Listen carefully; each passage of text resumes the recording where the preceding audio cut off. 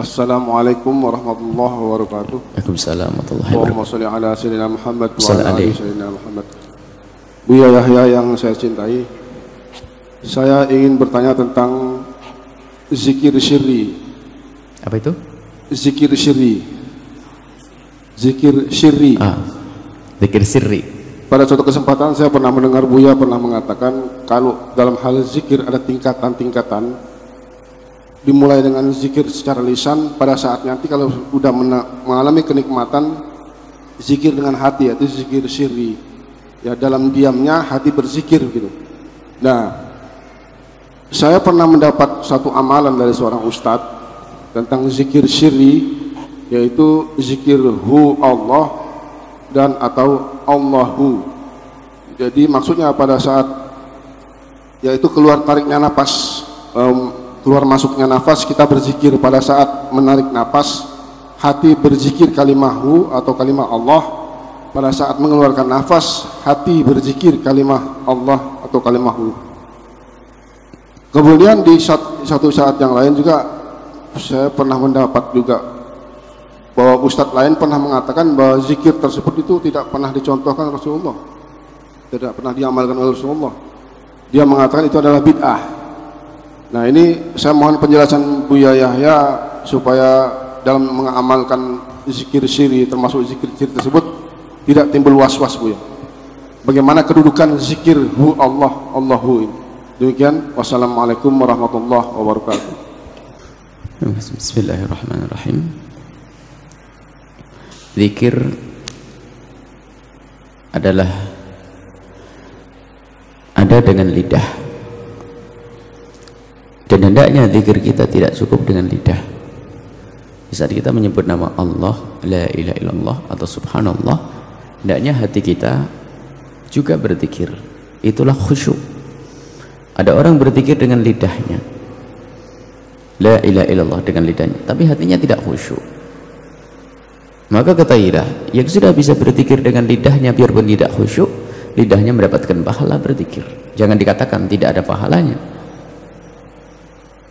Bahkan Imam Haddad mengajarkan hendaknya kita bersyukur. Bersyukur, ya Allah telah Engkau gerakkan lidahku untuk berzikir, biarpun hatinya masih gerambyang, sering kesana kemari, tapi lidah kita sudah dijaga oleh Allah. Dan itu sesuai dengan sabda Nabi, kullu kalam ibni Adam alaihi lalah. Omongan anak Adam itu justru ada tanggung jawabnya, hukuman dan bukan pahala, kecuali illa zikrullah, kecuali zikir kepada Allah, zikir dengan lidah. Agar tapi kita ada makna khusyuk. Mana khusyuk di dalam hati, innamal mu'minuna alladzina idza dzukirallahu wajilat qulubuhum. Jadi ada getaran di dalam hati di saat berzikir,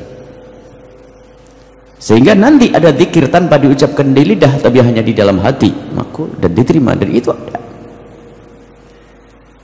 Bahkan ada zikir dihimbau untuk dengan hati saja,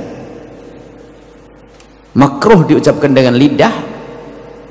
Bahkan sebagian mengatakan haram adalah di saat lagi keluarnya sesuatu waktu buang air, maka tidak boleh saat itu berzikir. Waktu buang air maka haram berzikir di saat buang air, waktu indah khuruji kharijan, di saat ada yang keluar. Tapi di saat ada yang keluar tersebut hendaknya berzikirnya dengan di dalam hati. Jadi ada zikir di dalam hati, akan tapi tetap yang paling utama adalah di saat engkau berzikir, yang berzikir adalah semua dirimu. Sehingga di saat orang membaca Al-Quran atau membaca zikir itu, jika melibatkan banyak anggota semakin besar pahalanya. Membaca Al-Quran bagi orang yang hafal Al-Quran, maka ketahuilah membaca Al-Quran melalui hafalan dengan membaca Al-Quran dengan membaca lebih banyak pahalanya membaca Al-Quran dengan membaca. Sebab kalau orang hafalan begini matanya tidak beribadah, tapi di saat kita membaca mata beribadah membaca Al-Quran. Zikir pun demikian. Di saat orang bisa memastikan zikirnya dengan hati, maka alangkah baiknya kalaupun dibarengi dengan lidahnya, agar lidah punya bagian untuk berzikir. Sehingga waktu hati mengatakan la ilaha illallah, maka dibarengi dengan lidah mengatakan la ilaha illallah. Semua ini kan martabat tinggi. Jadi martabat pertama adalah zikir dengan lidah, paling rendah awal. Yang kedua adalah kita zikir bagaimana dengan hati saja, sehingga Yang ketiga, pangkat yang tertinggi adalah di saat orang bisa menghadirkan zikir dengan lidahnya dan telinganya. Bahkan bisa saja zikir ini menggetarkan orang lain untuk bisa berzikir. Ini luar biasa. Jadi memperdagangkan zikir kepada orang bukan satu aib. Yang aib adalah orang riya. Sebab di dalam Al-Quran adalah innamal mu'minuna alladzina idza dzukirallah. Orang yang beriman itu jika disebut nama Allah, bukan dia menyebut nama Allah, mendengar zikir, wajilat qulubuhum, bergetar hatinya.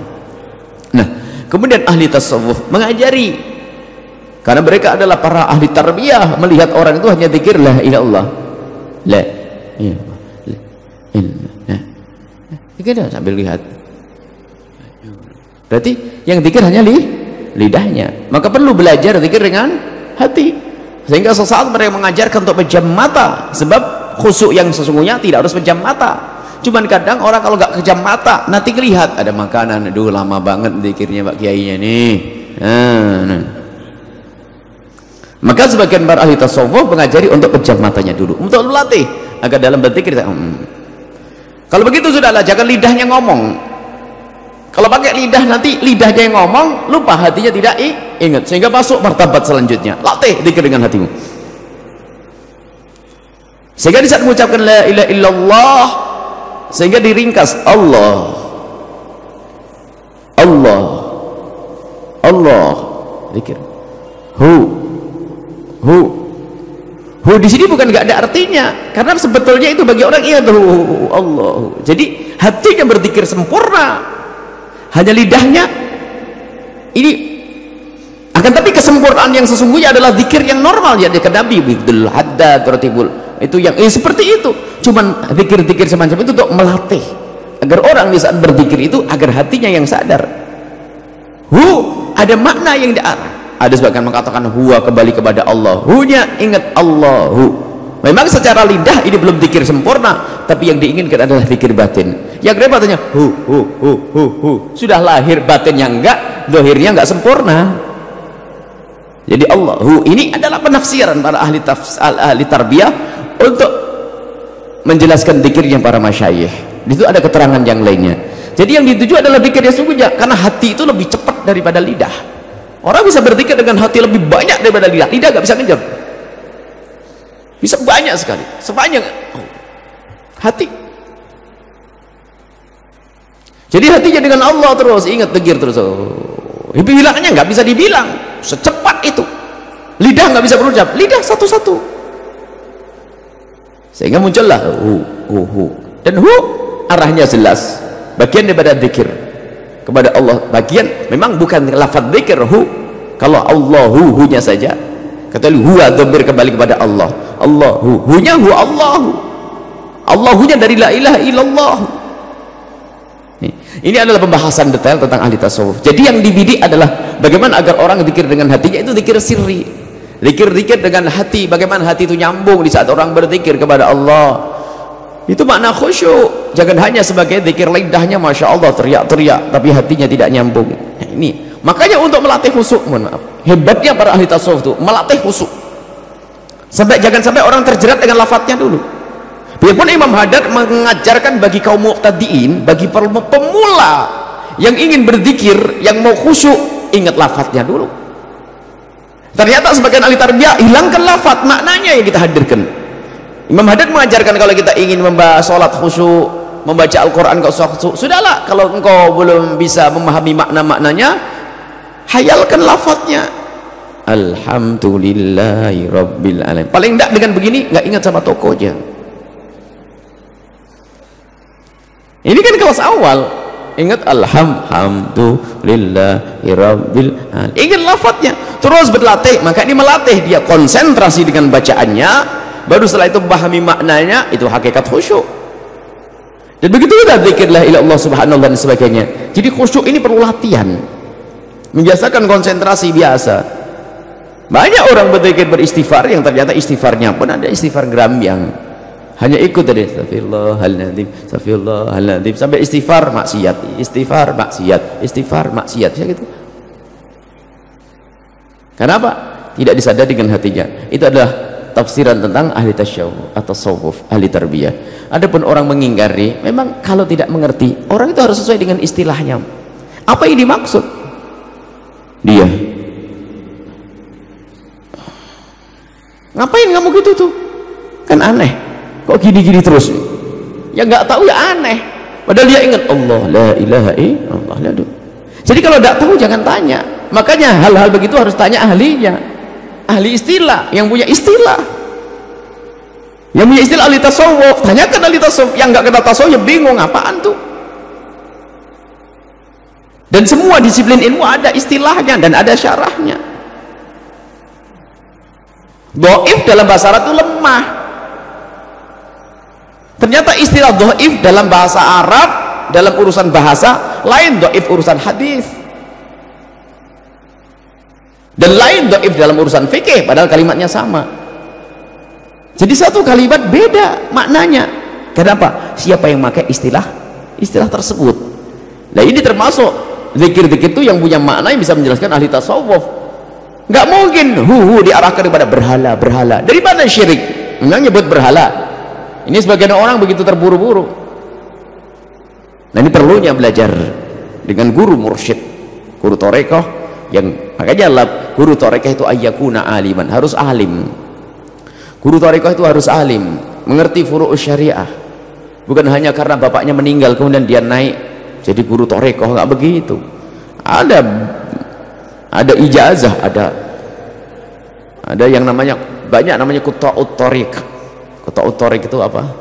Pembegal torekoh yang tidak punya sanad ilmu, tidak punya sanad torekoh, tiba-tiba jadi guru mursyid, guru torekoh. Akhlaknya mah enggak, ilmu juga tidak.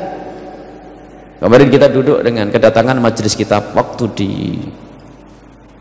Tangerang di Masjid Al-A'zam, kedatangan tamu dari Dubai, Syekh Muhammad Abdul Rabbuh An-Nadhari, yang beliau adalah dapat informasi dari yang mendampingi, beliau adalah seorang mursyid torekoh. Kami duduk dengan beliau, semula kami pikir hanya duduk sesaat untuk berbincang-bincang kecil, akan tapi ternyata memanjang sampai hampir setengah jam. Setelah hampir setengah jam kami bertanya kepada beliau tentang buku. Beliau mengatakan ada buku. Lalu diambil buku beliau yang lumayan tebal, sehingga duduk kami bertambah 1,5 jam, hingga sampai jam 1:30 kita membaca kitab di depan beliau sampai selesai dan memasuk bab tasawuf. Dan beliau sangat tegas, nih tasawufnya bukan tasawuf yang aneh-aneh, bukan fotok harus ada sambung nasab, seorang guru toreko harus ilmu, ngerti fikih, ngerti ini, bukan gara-gara bapaknya mati langsung jadi guru toreko. Nggak bisa menjelaskan nanti, hanya yang penting nggak bisa menjelaskan tentang ini. Adapun keterangan lebih lanjut masalah seperti itu adalah dibahas oleh dunia tasawuf. Jika anda mengikuti para guru, ikuti guru, apa yang diajarkan guru, zikir-zikir yang selama ini kita baca tadi, wirdul fatih kita baca, ya seperti itu zikir, itu adalah zikir. Baik, dan itu termasuk bagian daripada zikir. Akan tapi zikir itu adalah bukan lafadznya yang dibidik adalah yang dituju, latihan khusyuknya tadi. Kalau lafadznya apa? Hu kan begitu. Kecuali hunya bagian daripada Allahu, maka itu Allahu bagian dari la ilaha illallah, bagi hunya adalah bagian daripada la ilaha illallah, zikir. Yang nggak tahu memang bermasalah, sehingga muncul orang yang itu tadi dikit-dikit mengatakan orang lain sebagai ahli bid'ah dan seterusnya.